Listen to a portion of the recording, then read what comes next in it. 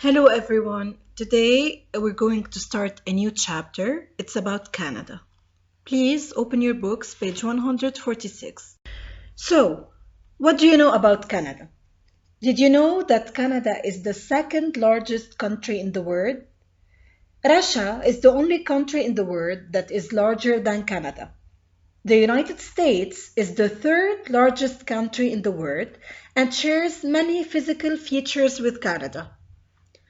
The physical features of Canada are the Atlantic Ocean, the Pacific Ocean, the Hudson Bay, the St. Lawrence River, the Great Lakes, the Canadian Shield, and the Rocky Mountains. As we see in the slide, Canada is located in the northern and western hemispheres of the globe. Please take a look at this map. We can see here that Canada is surrounded on three sides by three of the Earth's major oceans. On the north, we have the Arctic Ocean. On the west, we have the Pacific Ocean. And on the east, we have the Atlantic Ocean. Also, we can see that Canada is bordered in the south by the United States.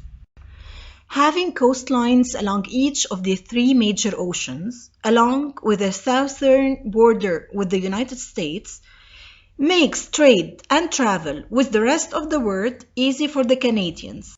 One of the most important physical features of Canada is the St. Lawrence River. This river is located in eastern Canada. It stretches from Lake Ontario to the Atlantic Ocean.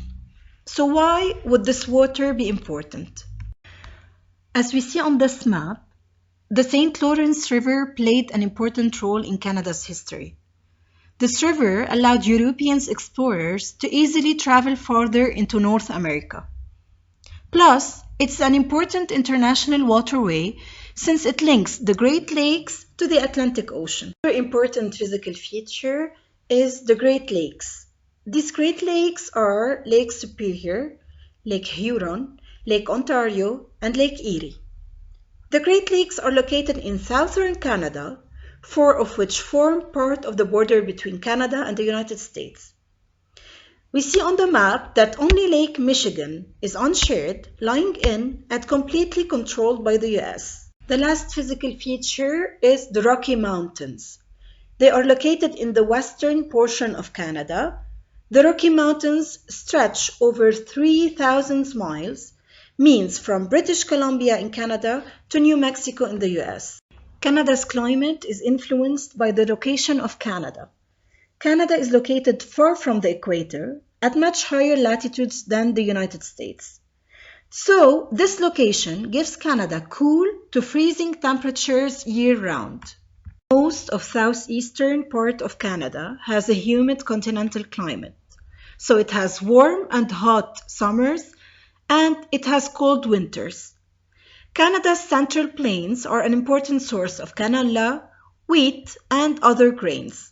The area in Canada along the Pacific coast has a temperate climate.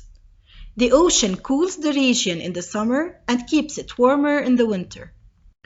Northern Canada has a subarctic climate. It's much colder in this region of the country. Here, they have long, cold winters and short, cool summers. It's possible to have temperatures below freezing even during the summer.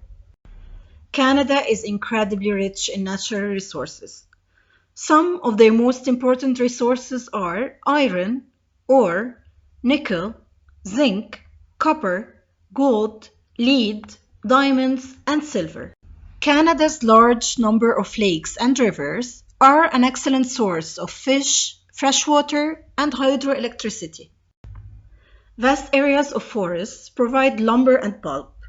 Pulp is used to make paper. So the United States, the United Kingdom, and Japan, they get much of their newsprint from Canada.